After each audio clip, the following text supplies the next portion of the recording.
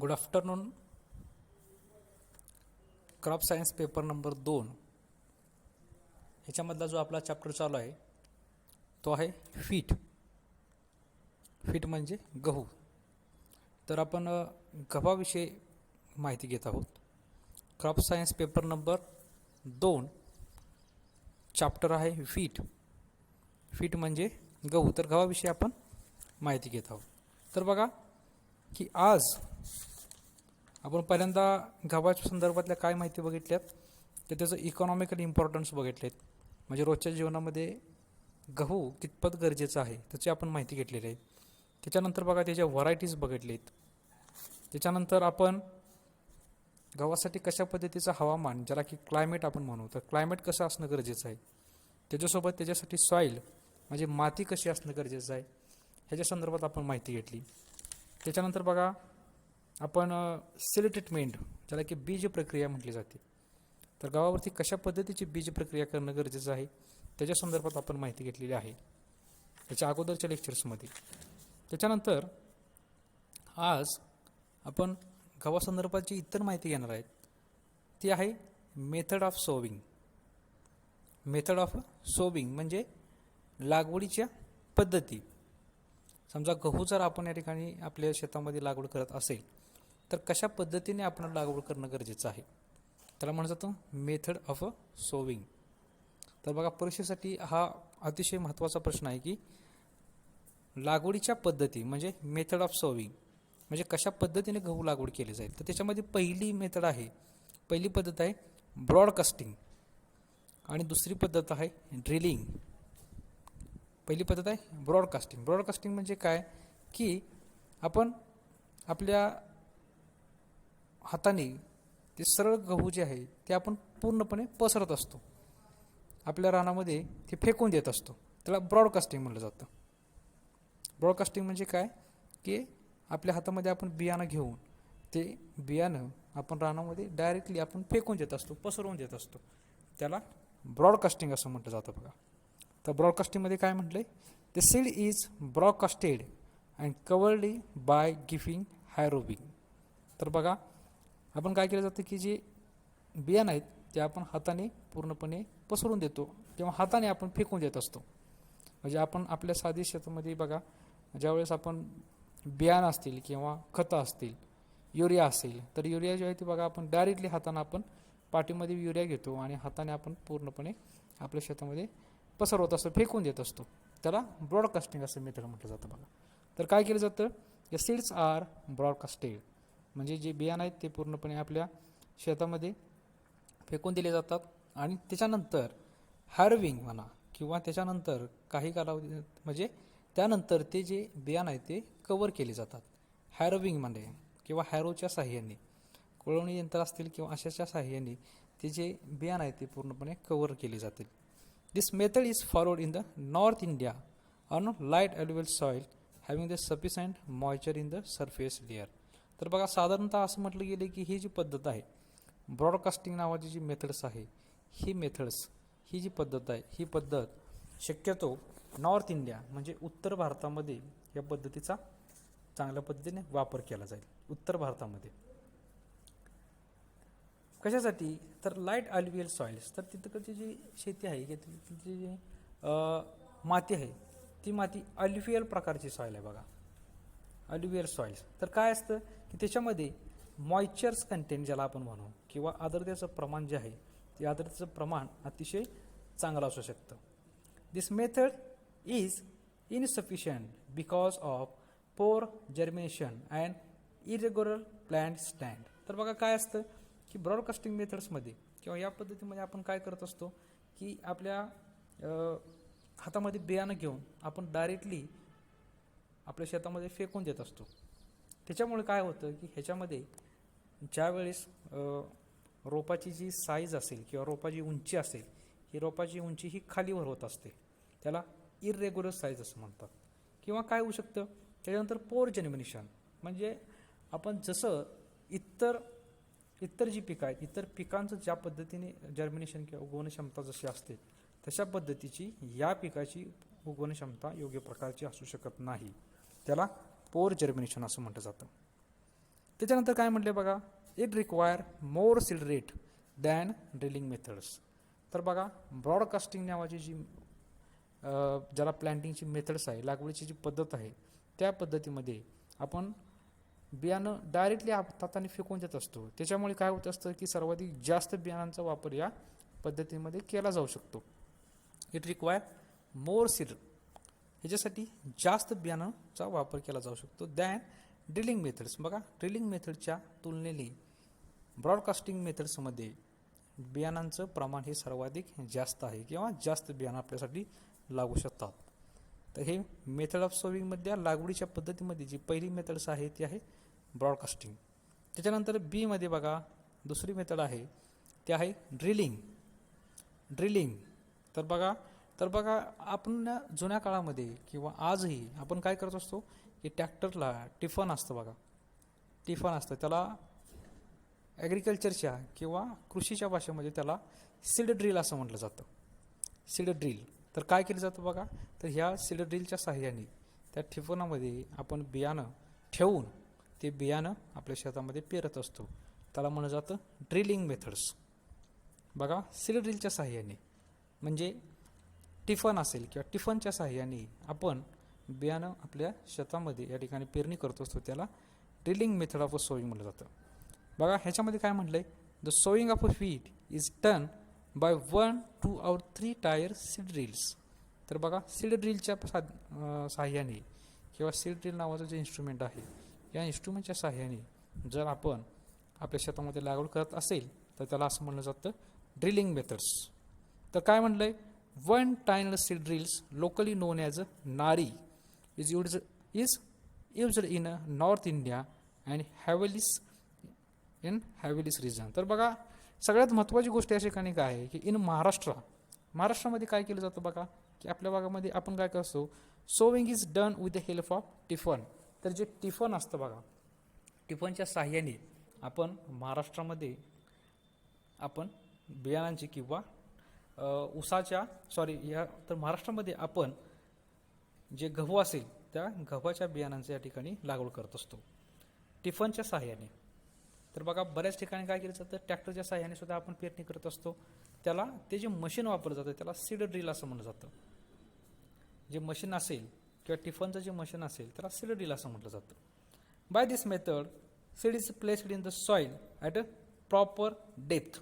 तर काय बघा, तर ज्या वेळेस काय असतं की आपण जर बघितलं तर जे इन्स्ट्रुमेंट आहे किंवा जे यंत्र आहे ते यंत्रामध्ये काय होत असतं की ते एक विशिष्ट खोलीपर्यंत ते यंत्र आतमध्ये जात असतं. त्याला आपण 11वीमध्ये बघितलं की त्याच्यामध्ये शॅफ्ट नावाचे जे इन्स्ट्रुमेंट असतात त्या साहाय्याने ते काय होत असतं की विशिष्ट खोलीपर्यंत ते इन्स्ट्रुमेंट आतमध्ये जातं आणि आतमध्ये गेल्यामुळं त्याला आपण ज्याला काय म्हणू की प्रॉपर डेप्थ, म्हणजे त्याच्यामध्ये काय केलं जातं की विशिष्ट खोली जी आहे, विशिष्ट खोली या ठिकाणी त्याची राखली जाते, त्याला प्रॉपर डेप्थ आपण असं म्हणू शकतो बघा. तर काय केलं जातं, युनिफॉर्म जर्मिनेशन किंवा युनिफॉर्म क्रॉप स्टँड. तर काय होत असतं की ह्याच्यामुळे जे आपण जी पिकं घेत असतो त्या पिकाच्या रोपांची जी उंची आहे ती उंची योग्य पद्धतीने राखली जाते. का उंची योग्य पद्धतीने राखली जाते, का तर बियाणांची डेप्थ ज्यावेळेस आपण पेरणी करत असतो त्यावेळेस ते एकाच विशिष्ट खोलीवरती हे बियाणांची पेरणी होत असते. कारण सीड ड्रिल नावाचं जे मशीन आहे, या मशीनच्या सहाय्याने आपण या ठिकाणी या पिकाची पेरणी करत असतो. हे आलं ड्रिलिंग मेथड ऑफ सोविंग. तर बघा लागवडीच्या पद्धती 2 वेगवेगळ्या लागवडीच्या पद्धती आहेत. 1 नंबरला आहे ब्रॉडकास्टिंग, 2 नंबरचा आहे ड्रिलिंग.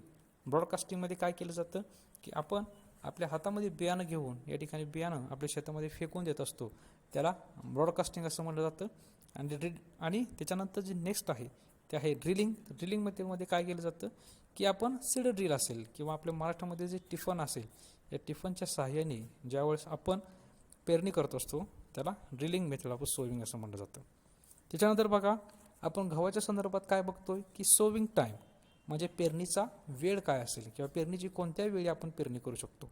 तर बघा सोविंग टाईम्स काय आहे, ती पेरणी कधी केली जाईल, तर गहू हे जे पीक आहे हे गहू साधारणतः हिवाळ्यामध्ये आपण या गव्हाची पेरणी करत असतो. तर काय the sowing time of a feed depends upon temperature त्याच्यानंतर type of cultivation, dry, irrigated cultivation and duration of feet varieties. तर काय म्हटलंय की the sowing time of a feet. तर ज्यावेळेस आपल्याला गव्हाची ज्यावेळेस लागवड करायची आहे ती गव्हाची लागवड कशावरती अवलंबून असेल, डिपेंड्स अपॉन टेम्परेचर. टेम्परेचर म्हणजे तापमान. तर आपलं तापमान कशा पद्धतीचं आहे, त्याचं तर टाईप ऑफ कल्टिवेशन, तर कशा पद्धतीने आपण लागवड करतो ह्याच्यावरती आपल्याला गव्हाचं जे असेल त्याला सोविंग टाईम ज्याला म्हणू किंवा कधी पेरणी करायचं त्याचं योग्य वेळ त्याच्यावरती ठरला जाईल. बघा, in Maharashtra optimum sowing time is late October to the early November. तर बघा, मी आताच आपल्याला सांगितलं की वास्तविकता हिवाळ्यामध्ये गव्हाची जी पेरणी केली जाते ते कधी केली जाते, तर हिवाळ्यामध्ये पेरणी केली जाते. तर महाराष्ट्रामध्ये ऑक्टोबरच्या शेवटच्या आठवड्यामध्ये किंवा ऑक्टोबरचा जो शेवटचा कालावधी असेल त्यावेळेस किंवा अर्ली नोव्हेंबर म्हणजे नोव्हेंबरच्या पूर्वी किंवा पहिल्यांदा, तर नोव्हेंबरच्या पहिल्या आठवड्यामध्ये आपण गव्हाची पेरणी करू शकतो. तर बघा आपल्यामध्ये कसं केलं जाईल, तर महाराष्ट्रामध्ये ऑक्टोबरच्या शेवटच्या आठवड्यामध्ये किंवा नोव्हेंबरच्या पहिल्या आठवड्यामध्ये आपण गव्हाची पेरणी या ठिकाणी करू शकतो. युजली रेनफेड क्रॉप इज सोन from 15 to 30 October and irrigated crops from 1 to 15 November. तर बघा काय म्हटलं आहे की रेनफेड क्रॉप्समध्ये काय की ज्या ठिकाणी फक्त आपण पावसाच्या किंवा जो उपलब्ध पाणी आहे त्याच्यावरती आपण जर या ठिकाणी पेरणी करत असेल त्याला रेनफेड म्हटलं जातं. तर रेनफेड क्रॉपमध्ये 15 ते 30 ऑक्टोबर या कालावधीमध्ये आपण या ठिकाणी पेरणी करत असेल आणि ज्या ठिकाणी पाण्याचा साठा मुबलक प्रमाणात उपलब्ध आहे ज्याला की इरिगेटेड म्हटलं जातं, तर त्यावेळेस त्या ठिकाणी 1 ते 15 नोव्हेंबर या कालावधीमध्ये आपण या ठिकाणी गव्हाची पेरणी करू शकतो. तर कशासाठी बघा, early October sowing when the temperature are high result in mortality of seedlings due to foot rot और रूट रॉट डिसीज. तर काय म्हणलं बघा, ऑक्टोबरमध्ये ज्यावेळेस आपण अर्ली ऑक्टोबरमध्ये ज्याला म्हणू किंवा ऑक्टोबरमध्ये जर आपण या ठिकाणी त्याची जर पेरणी केली तर त्याच्यामुळे काय होत असतं, तर टेम्परेचर असेल जे तापमान असेल हे तापमान आधीच ऑक्टोबरमध्ये वास्तविक तापमान हे हाय असतं म्हणजे जास्त तापमान असतं. तर त्याच्यामुळे काय होत असतं की समजा जर ऑक्टोबरमध्ये जर आपण पेरणी केली तर टेम्परेचर जास्त असतं, त्याच्यामुळे बियाणांची जी बियाणं आहेत ते बियाणं व्यवस्थितरित्या लागवड होऊ शकत नाही. त्याला मॉर्टॅलिटी म्हणू की जी बियाणं आहे ते बियाणं जास्त तापमानामुळे या ठिकाणी बियाणं खराब होऊन जातात किंवा योग्य पद्धतीने बियाणांची लागवड होऊ शकत नाही. तर त्याच्यासाठी आपल्याला काय करावं लागेल, तर बियाणांची योग्य पद्धतीची लागवड व्हावी त्याच्यासाठी आपल्याला काय करावं लागेल बघा, तर while late sowing in last week of November और डिसेंबर गिवन लो इल्ड. तर बघा काय म्हटलंय की आपल्याला जेव्हा पेरणी करायचं असेल तर नोव्हेंबरच्या जर शेवटच्या कालावधीमध्ये किंवा डिसेंबरच्या जर पहिल्या आठवड्यामध्ये जर पेरणी केली तर त्याच्यामुळे सुद्धा उत्पन्नावरती परिणाम होऊ शकतो. तर बघा वास्तविकता काय सांगितले की ज्यावेळेस आपल्याला गव्हाची जर पेरणी करायची असेल तर आपल्याला 15 ऑक्टोबर ते 15 नोव्हेंबर या कालावधीमध्ये आपल्याला गव्हाची पेरणी करून घेणं गरजेचं आहे. तर काय होत असतं, समजा जर ऑक्टोबरच्या जर पूर्वीच तर ऑक्टोबरच्या जर पहिल्या आठवड्यात जर आपण पेरणी केली तर त्याच्यामुळे काय होत असतं, तापमान जास्त असतं ऑक्टोबरमध्ये आणि तापमान जास्त असल्या कारणामुळे आपले जे सीडलिंग्स असतील किंवा जे बियाणं असतील ते बियाणं व्यवस्थितरित्या उगवून येऊ शकत नाहीत. आणि जर आपण जर गव्हाची पेरणी आहे ही जर नोव्हेंबरच्या शेवटच्या आठवड्यात केली तर तरीसुद्धा त्यामुळे काय होत असतं, किंवा नोव्हेंबरच्या शेवटच्या आठवड्यात किंवा डिसेंबरच्या जर पहिल्या आठवड्यात जर आपण पेरणी केली तर त्याच्यामुळे सुद्धा गव्हाच्या उत्पन्नावरती त्याचा परिणाम होऊ शकतो. However right time of sowing of a wheat is early winter when freezing of a coconut oil start. तर काय म्हणलंय बघा, तर जर गव्हाची जी पेरणी असेल तर त्याला जर राईट टाईम म्हणला किंवा ज्याला योग्य वेळ ज्याला आपण असं म्हणतो तर ती अर्ली विंटर म्हणजे ज्याला की थंडी म्हणजे ज्यावेळेस हिवाळा सुरू होईल, हिवाळा सुरू झाला किंवा हिवाळा सुरू झाल्या आपण गव्हाची पेरणी आपल्या शेतामध्ये करणं योग्य राहील. तर आहे हे ज्याला आपण म्हणतो की सोविंग टाईम म्हणजे पेरणीचा कालावधी. तर पेरणीचा कालावधी काय असेल आपण बघितलं तर विशेष करून ऑक्टोबर ते नोव्हेंबर या कालावधीमध्ये आपण पेरणी करून घ्यायचं आहे. आणि विशेष करून बघा अर्ली विंटर, ज्याला की आपण ज्यावेळेस आपल्या घरामध्ये आपण जे खोबरेल तेल असेल, ज्यावेळेस खोबरेल तेल या ठिकाणी आळायला लागतं किंवा अशा पद्धतीची थंडी पडते की ज्यावेळेस खोबरेल तेल आळून जातं, अशाच वेळेस आपणाला या ठिकाणी सोविंग किंवा पेरणी आपल्याला करून घ्यायची आहे. हेच त्याचं राईट टायमिंग आहे असं म्हणू शकतो आपण. त्याच्यानंतर बघा नेक्स्ट पार्ट आहे, या चॅप्टर्समधला नेक्स्ट पार्ट आहे सोविंग डायरेक्शन. डायरेक्शन म्हणजे दिशा. तर पेरणीची दिशा कशा पद्धतीची आपल्याला असणं गरजेचं आहे बघा, त्याला की सोविंग डायरेक्शन म्हटलं जातं. तर सोविंग डायरेक्शन अशा पद्धतीचा प्रश्न कधी परीक्षेला आज तागायत आलेला नाही. Basically wheat is a long day crop, but in a winter day period is short. Hence, sowing direction should be such that would allow maximum interruption of sunlight and promote growth. तर काय म्हटले बघा, ह्याच्यामध्ये काय ह्यांना सांगायचं आहे की वास्तविकता जे फीट क्रॉप असेल म्हणजे गव्हाचं जे पीक असेल, या गव्हाच्या पिकासाठी सर्वाधिक जास्त अशा पद्धतीचा सूर्यप्रकाश लागत असतो. गव्हाचं जे पीक असेल त्या गव्हाच्या पिकाला सूर्यप्रकाश खूप जास्त लागत असतो. त्याच्यामुळे जास्त प्रकाश आणि वास्तविकता आपण उन्हाळ्यामध्ये काय असतं बघा, दिवस खूप लहान असतो. तर आपल्याला आपण जो गव्हाचं जे पीक घेतोय ते गव्हाचं पीक घेतोय वास्तविकता हिवाळ्यामध्ये. गव्हाचं जे पीक घेतोय ते हिवाळ्यामध्ये घेतो. तर हिवाळ्यामध्ये काय होत असतं, ऑक्टोबर आणि नोव्हेंबरमध्ये जो दिवस असतो तो दिवस लहान असतो आणि रात्र मोठी असते. तर गव्हाला जास्त सूर्यप्रकाश लागत असतो आणि दिवसही आणि हिवाळ्यामध्ये दिवस लहान असतो. तर आपल्याला कशा पद्धतीचं सोविंग करायचं आहे तर बघा, तर अशा पद्धतीने आपण गव्हाची लागवड करायची आहे की जास्तीत जास्त सनलाईट, जास्तीत जास्त ऊन आपल्या ह्या गव्हाच्या पिकाला योग्य पद्धतीने मिळू शकेल. जास्तीत जास्त सनलाईट म्हणलो जाऊन, ठीक आहे. तर जास्तीत जास्त ऊन त्या गव्हाच्या पिकाला कशा पद्धतीने मिळेल अशा पद्धतीनेच आपल्याला या ठिकाणी त्याची लागवड करायची आहे. Intercepts of sunlight and promote growth. तर बघा, वाढ योग्य पद्धतीची होईल आणि जास्तीत जास्त ऊन कशा पद्धतीचं मिळेल अशा पद्धतीने गव्हाची आपल्याला लागवड करायची आहे. During winter direction of the sun over the India is south east to west north west. तर बघा, जी सनलाईट्स असेल किंवा सूर्य असेल तर सूर्य कशा पद्धतीने या ठिकाणी होत असतो बघा, तर पहिल्यांदा दक्षिणेकडून पूर्वेकडे किंवा ठीक आहे, तर दक्षिणेकडून पूर्व, कसं तर कधी पश्चिमेकडून उत्तर आणि पश्चिम अशा पद्धतीने. तर बघा, या ठिकाणी आपल्या लक्षात एवढंच ठेवायचं आहे की आपणाला ज्याला की सोविंग डायरेक्शन म्हणतो, तर आपणाला या ठिकाणी अशा पद्धतीनं गव्हाची पेरणी करायची आहे की ज्या ठिकाणी जास्तीत जास्त सूर्यप्रकाश आपल्या गव्हासाठी जास्तीत जास्त सूर्यप्रकाश मिळेल अशा पद्धतीनं आपण ठिकाणी पेरणी करायची आहे. तर बघा, therefore sowing is done north east or north south direction to get higher yield. काय बघा, नॉर्थ साऊथ म्हणजे उत्तर दक्षिण अशा पद्धतीने लागवड करा किंवा उत्तर पूर्व अशा पद्धतीने लागवड करा. तर ठीक आहे, तर आपल्याला हे गोष्ट सर्वाधिक जास्त लक्षात ठेवण्याची काही गरज नाही. सोविंग डायरेक्शन तर कशा पद्धतीने गव्हाची आपण पेरणी करायची की जास्तीत जास्त सूर्यप्रकाश आपल्या गव्हाला योग्य पद्धतीने मिळावा अशा पद्धतीने लागवड करायची. तर नेक्स्ट पार्ट आहे सोविंग डेप्थ म्हणजे काय बघा, की आपण ज्यावेळेस गव्हाची लागवड करत असतो त्यावेळेस लागवडीची खोली कितपत असावी. लागवडीची खोली त्याला सोविंग डेप्थ असं म्हटलं जातं बघा, ज्याला की लागवडीची खोली.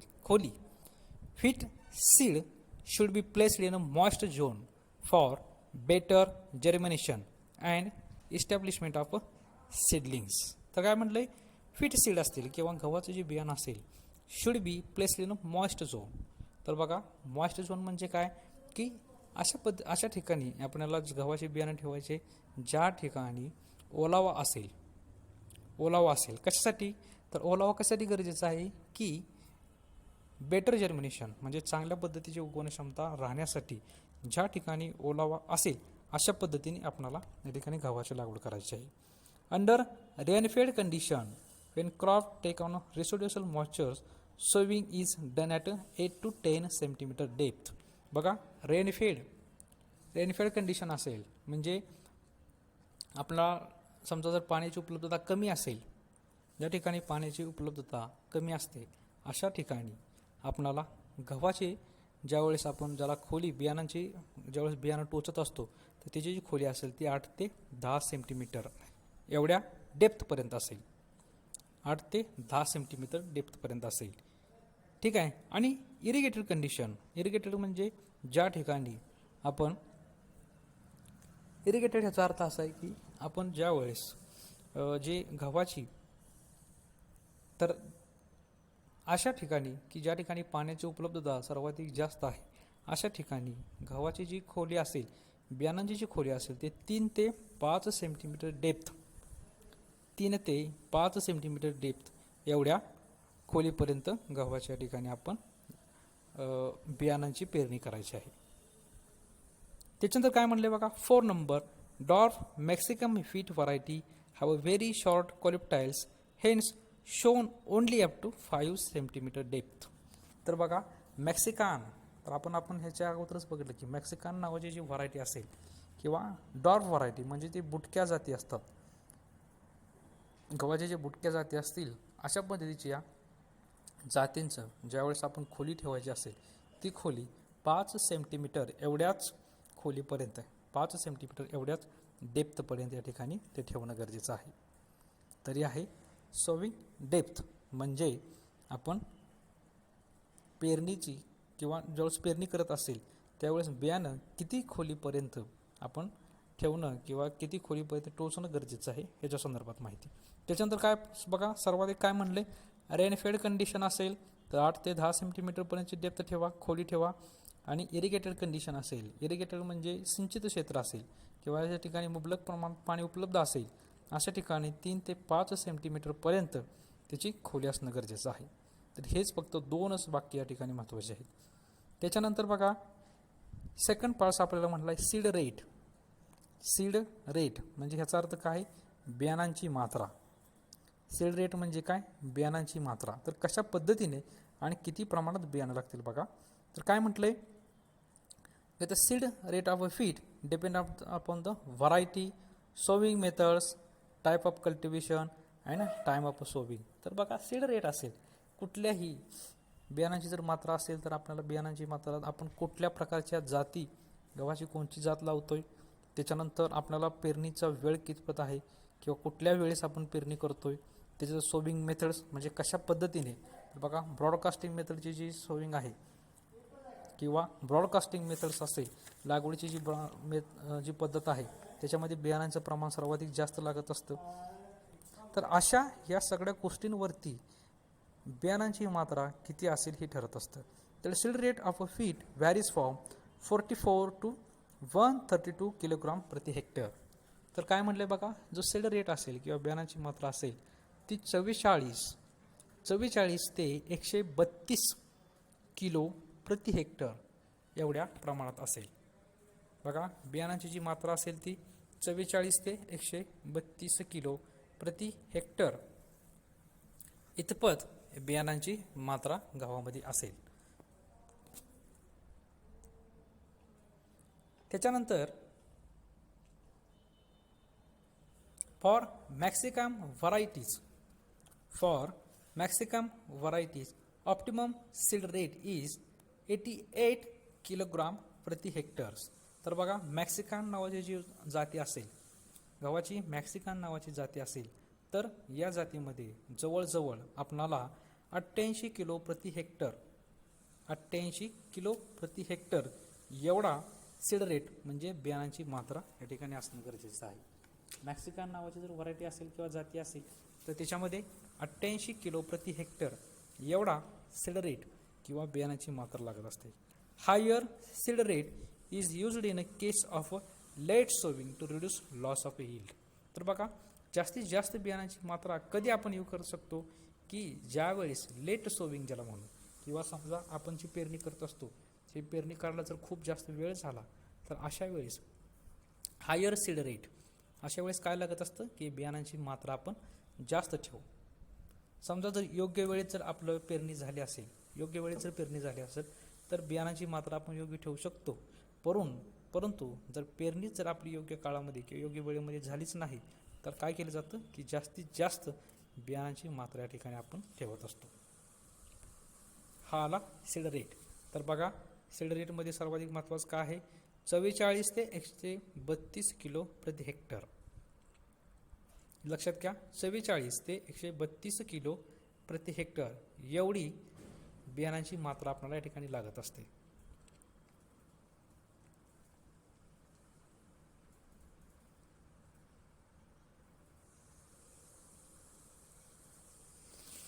त्याच्यानंतर बघा नेक्स्ट पार्ट काय म्हणलाय, सोविंग डिस्टन्स.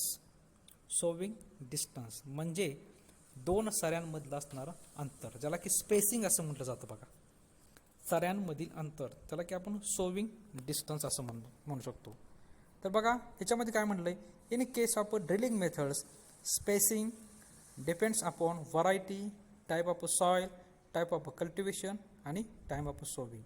तर बघा ज्याला की आपण स्पेसिंग म्हणू किंवा अंतर म्हणू ते कशावरती अवलंबून आहे, व्हरायटी. व्हरायटी म्हणजे कोणत्या जातीचं या ठिकाणी आपण बियाणं पेरतो. त्याच्यानंतर टाईप ऑफ सॉइल म्हणजे कशा पद्धतीची माती आहे, म्हणजे काही ठिकाणची जी माती आहे ती ब्लॅक सॉइल असेल, रेड सॉइल असेल. ब्लॅक सॉइल म्हणजे काळी माती आहे का, रेड सॉइल म्हणजे लाल माती आहे का, तर ह्याचा विचार केला जाईल. टाईप ऑफ कल्टिवेशन, नंतर टाईम ऑफ सोविंग म्हणजे कुठल्या वेळेस कधी आपण या ठिकाणी लागवड करतो, ह्या सगळ्या गोष्टींवरती स्पेसिंग म्हणजे दोन सऱ्यांमधलं अंतर किती ठेवायचे त्याच्यावरती ठरलं जाईल. Generally rainfed feed crop is sown at 30 centimetre distance. Irrigated feed crop is sown at the 22.5 centimetre distance between two rows. बघा जे दोन रोज असतील किंवा दोन ओळी असतील, या दोन वळीमधलं अंतर जर समजा रेनफेड व्हीट असेल, रेनफेड प्रकारचं जर व्हीट असेल, रेनफेड जर गहू असेल तर त्याच्यामध्ये दोन सऱ्यांमधलं अंतर जे असेल ते 30 सेंटीमीटर एवढं असेल. दोन सऱ्यांमधलं जे अंतर असेल ते 30 सेंटीमीटर एवढं असेल. आणि जर इरिगेटेड ज्याला म्हणू, इरिगेटेड म्हणजे फक्त जर सिंचित क्षेत्र ज्याला आपण म्हणू किंवा जास्तीत जास्त पाण्याची मुबलकता आहे असं क्षेत्र म्हणू, पण अशा ठिकाणी दोन सऱ्यांमधलं अंतर किंवा दोन वळीमधलं जे अंतर असेल ते किती असेल, 22.5 सेंटीमीटर. 22.5 सेंटीमीटर एवढं दोन सऱ्यांमधलं अंतर असेल. तर बघा रेनफेड व्हीट असेल तर सऱ्यांमधलं अंतर असेल ते 30 सेंटीमीटरपर्यंत असेल. आणि जर इरिगेटेड क्रॉप्स असेल तर दोन सऱ्यांमधलं जे अंतर असेल ते 22.5 सेंटीमीटर एवढं असेल. तर काय म्हटलंय, the variety having less tillering habits should be sown at a closer distance than profuse tillering habits. तर बघा अशा पद्धतीच्या काय व्हरायटी असतात, या व्हरायटींमध्ये ज्याच्या टिलरिंग्स म्हणू किंवा त्याच्या ज्या फांद्या असतील, ह्या फांद्या या ठिकाणी योग्य पद्धतीने जास्त लांबपर्यंत पसरत नाहीत. अशा ठिकाणी अशा गव्हाचं या ठिकाणी आपण सोविंग किंवा ज्याशी लागवड करत असेल त्यावेळेस दोन्ही सऱ्यांमधलं अंतर जर कमी असेल तरीसुद्धा चालू शकतं. Similarly in a delay sowing spacing should be brought closer than timely sowing. तर समजा जर आपण या ठिकाणी बियाणांची लागवड करताना जर काय ठराविक जास्त वेळ झाला तर अशा वेळेस आपल्याला जे स्पेसिंग असेल किंवा त्यामधले अंतर असेल हे अंतर योग्य तऱ्हेने राखून ठेवणं गरजेचं आहे. काय बघा तर शॉर्टकॅट शेवटच्या वेळेमध्ये सगळे गोष्टी काय सांगितले आहेत, it means spacing of a wheat is 22.5 ते 30 सेंटीमीटर बिटवीन टू रोज.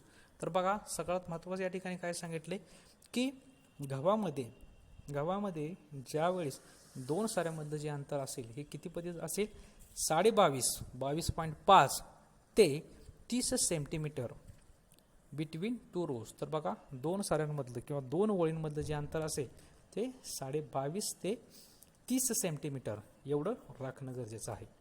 बघा एका वळीमध्येच या ठिकाणी साऱ्यांमधलं अंतर या ठिकाणी दाखवून दिलेलं आहे. 22.5 ते 30 सेंटीमीटर एवढं अंतर असेल. तर बघा आजच्या लेक्चर्समध्ये आपण कुठंपर्यंत काय काय गोष्टी शिकलो. तर बघा 1 नंबरला जे आपण शिकलो ते मेथड्स ऑफ सोविंग, म्हणजे या ठिकाणी लागवडीच्या पद्धती कोणकोणत्या असतील. तर बघा आपण ब्रॉडकास्टिंग मेथड्स आणि ड्रिलिंग मेथड्स बघितली. ब्रॉडकास्टिंग मेथड्समध्ये काय केलं जाईल बघा, की जी बियाणं असतील ती बियाणं आपण आपल्या शेतामध्ये हाताने जसं आपण पाणी शिंपडतो त्याच्या पद्धतीने आपण बियाणं आपण आपल्या ह्याच्यामध्ये फेकून देत जाईल, त्याला ब्रॉडकास्टिंग मेथड म्हणलं जाईल. ड्रिलिंग मेथड्स ह्याच्यामध्ये काय म्हणलं जाईल बघा, की सीड ड्रिल्स किंवा टिफन.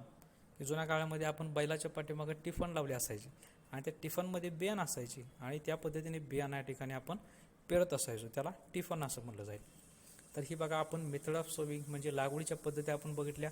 सोविंग टाईम म्हणजे लागवडीचा कुठला वेळ असेल ह्याच्या संदर्भात आपण बघितलं. तर बघा ऑक्टोबर ते नोव्हेंबर या कालावधीमध्ये वास्तविकता जे फीट क्रॉप असेल म्हणजे गव्हाचे पीक असेल ते ऑक्टोबर ते नोव्हेंबर या कालावधीमध्ये वास्तविकता त्याची लागवड केली जाईल. त्याच्यानंतर आपण बघितलं, त्याच्यानंतर आपण सोविंग डेप्थ बघितली. सोविंग डेप्थ म्हणजे लागवडीचे किंवा बियाणं कितपत आतमध्ये टोचायचे असतील किंवा कितपत खोलीपर्यंत बियाणं टोचायचे त्याला सोविंग डेप्थ म्हटले जाते. तर सोविंग डेप्थ किती बघितली, 8 ते 10 सेंटीमीटर असेल. काही ठिकाणी इरिगेटेड क्रॉप असेल तर त्याच्यासाठी सोविंग डेप्थ असेल ते 3 ते 5 सेंटीमीटर एवढी असेल. त्याच्यानंतर आपण सीड रेट बघितला बघा, सीड रेट किती असेल तर 44 ते 132 किलो प्रति हेक्टर एवढा सीड रेट म्हणजे बियाणांची मात्रा असेल. 44 ते 132 किलो प्रति हेक्टर एवढी बियाणांची मात्रा असेल. त्याच्यानंतर आपण बघा साऱ्यांमधलं अंतर, 2 साऱ्यांमधलं अंतर आपण त्या ठिकाणी बघतो. तर 2 साऱ्यांमधलं जे अंतर असेल ते 22.5 म्हणजे 22.5 ते 30 सेंटीमीटर, 22.5 ते 30 सेंटीमीटर एवढं या ठिकाणी 2 साऱ्यांमधलं अंतर आपल्याला या ठिकाणी दिसत असतं. तर हे आहे फीट म्हणजे गहू या पिकासंदर्भातले ह्या ठराविक पॉईंट्स. तर पुढच्या लेक्चर्समध्ये आपण जो राहिलेला पार्ट्स आहे गव्हामधला जो राहिलेला पार्ट्स आहे हा पार्ट्स आपण पुढील लेक्चर्समध्ये आपण कव्हर करणार आहोत.